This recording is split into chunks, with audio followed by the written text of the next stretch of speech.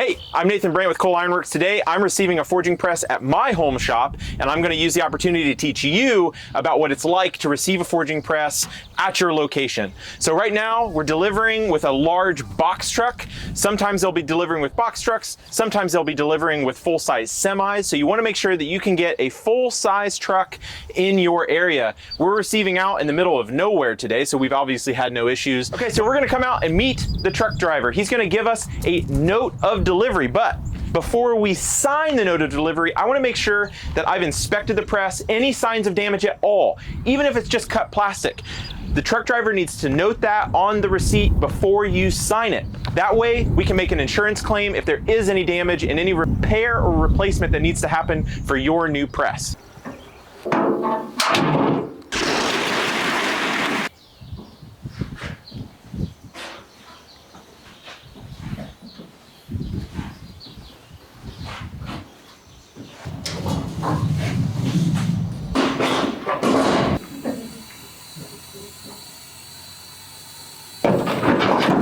Okay, so I've looked over my press from top to bottom. I don't see any signs.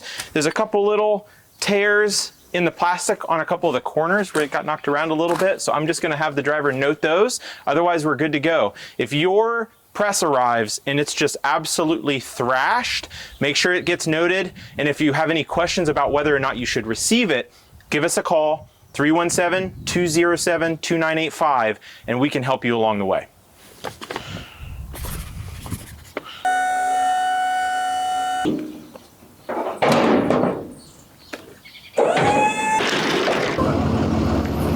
Now, something that's really important to note, along with having a new press delivered to your residence, that delivery driver is only responsible for dropping your press off at the curb. In our case, a box truck or a semi couldn't get down our lane, so they have to drop it at the end of my lane, and it's now my responsibility to get my pallet up to my shop.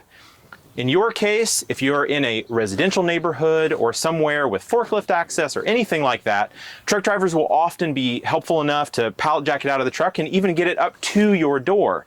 But in our case, we're gonna have to get creative. So stay tuned.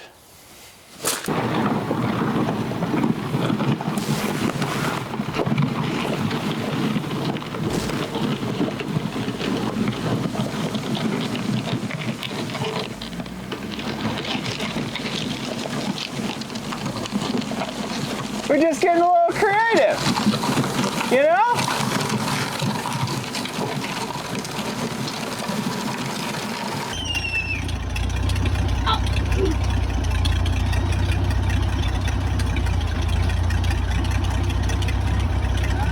Hey, Dad. Okay, so I got two packages with my press. The first one has my way lube and my caster bolts. And underneath are my beautiful casters. So in the second box, I got a DPC with my press and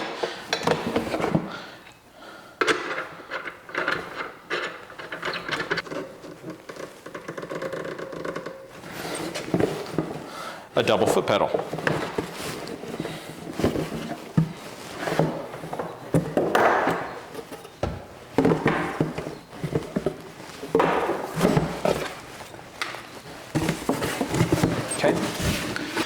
All right, so I have my caster bolts, a 9/16 socket, and a ratchet. Normally, you're gonna have your press on a pallet. To get it through my very tight doorway, we had to take the press off the pallet and use our pallet jack to slide it in. Most instances, you're gonna have this press still on your pallet. You're going to reach inside the pallet, unbolt it, and then slide it to the edge and install your casters.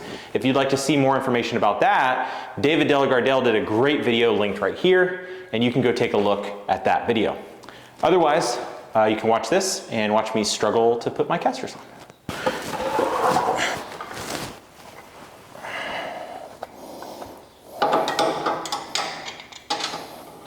One quick note, don't tighten one bolt at a time. Install all your bolts loosely and then tighten at the end. That way you can make any adjustments you need to line up all your bolt holes.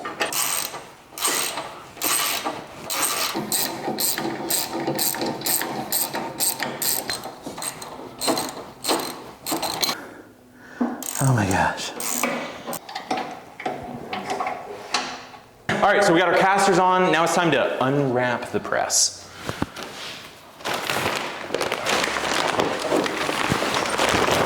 Okay, so I'm just doing a quick visual inspection, making sure I don't see anything damaged. We've got our cords here.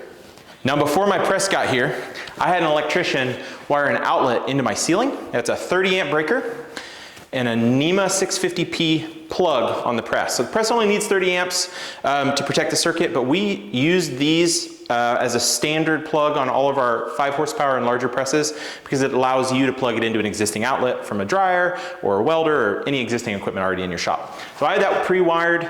Everything on the press looks great. We're gonna go ahead now, set up the controller wiring and plug in our joystick, foot pedal, and all that accessories that came in the other box. We got our cord for our DPC.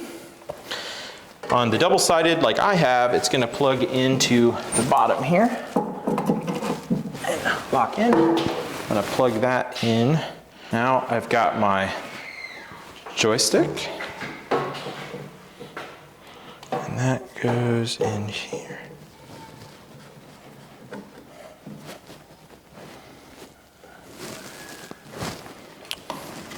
And that can go anywhere around the press. I'm just gonna put it right there for now. Now, for my foot control, I'm gonna put that on the floor in front of the machine, throw those underneath.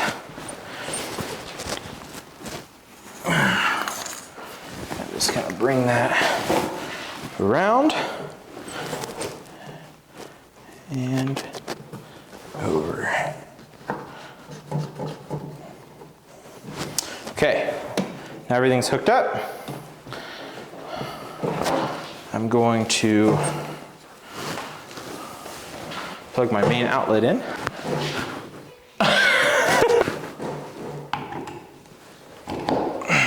So, now we can turn our controller on the side of our controller.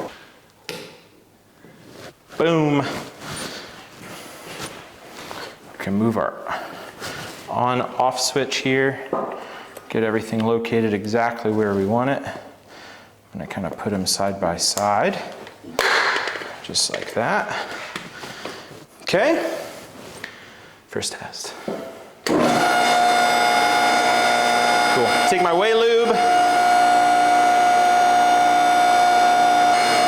Just lubricate everything a little bit.